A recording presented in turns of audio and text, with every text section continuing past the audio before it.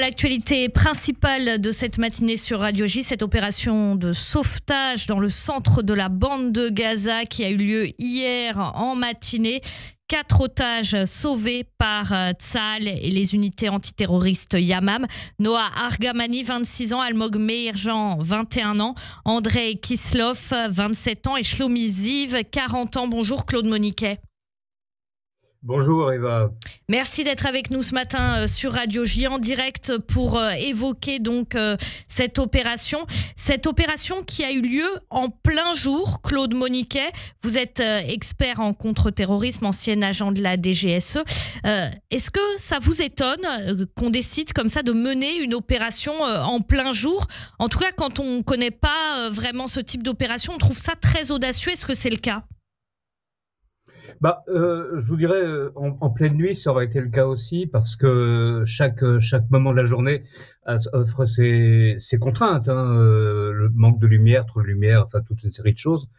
En général, ce genre d'opération, on l'amène quand on a tous les moyens humains de renseignement et techniques de la mener, et avant qu'il soit trop tard.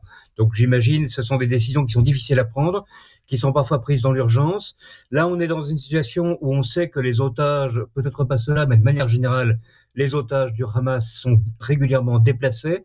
Donc, à partir du moment où on les a localisés avec certitude et où on sait qu'on a une capacité, une possibilité d'en libérer 4, il faut y aller avant qu'il y ait un déplacement. Claude Moniquet, il y a des détails qui tombent au fur et à mesure sur cette opération qui a eu lieu à Nuseirat dans la bande de Gaza. On a parlé d'une longue préparation nécessaire pour cette opération. Comment est-ce que ce type d'opération est préparé concrètement? Il y a deux choses. Il y a deux choses. D'abord, bien entendu, il faut obtenir le renseignement sur la localisation des otages et le renseignement sur les forces qui gardent les otages. Combien sont, enfin, en tout cas, relativement précisément, combien sont-ils? Quel est leur armement? Quels sont leurs moyens de liaison?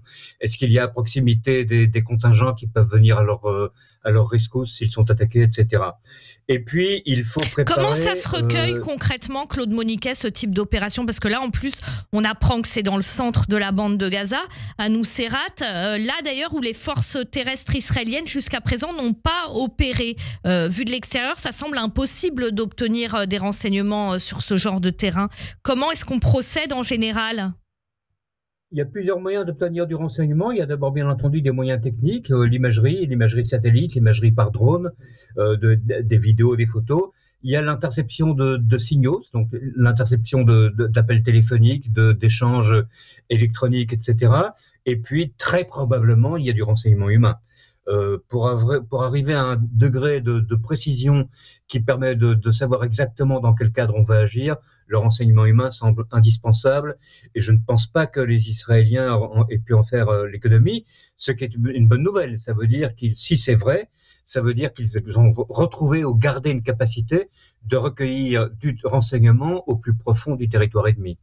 Claude Moniquet, il a beaucoup été question le 7 octobre de cette faille sécuritaire et en matière de renseignement. Ce qui s'est passé hier dans le centre de la bande de Gaza, est-ce que c'est le signe que les leçons ont été tirées et que ça ne se reproduira plus des failles telles que le 7 octobre, en tout cas en matière de renseignement? J'en suis pas sûr.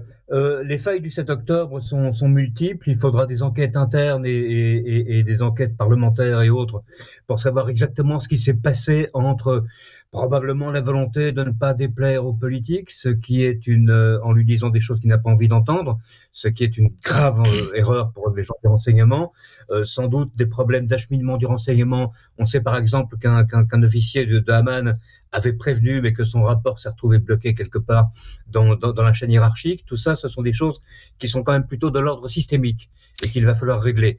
Là, on est en fait une opération qui a bien fonctionné. C'est une bonne nouvelle pour le moral des services de renseignement et de l'armée, mais ça ne veut pas dire que tous les problèmes ont été réglés. Claude Moniquet, on apprend que les forces israéliennes qui sont intervenues ont attaqué en même temps, exactement en même temps, les deux endroits où se trouvaient les otages. Pourquoi le faire de façon simultanée ?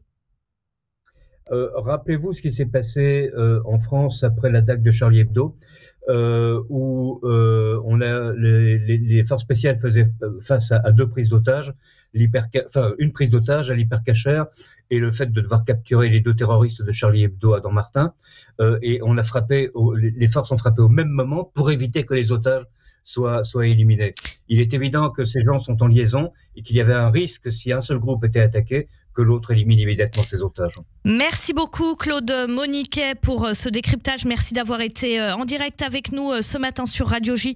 Je rappelle que vous êtes expert en contre-terrorisme, ancien agent de la DGSE. Merci beaucoup et bonne journée à vous. Au revoir. Au revoir.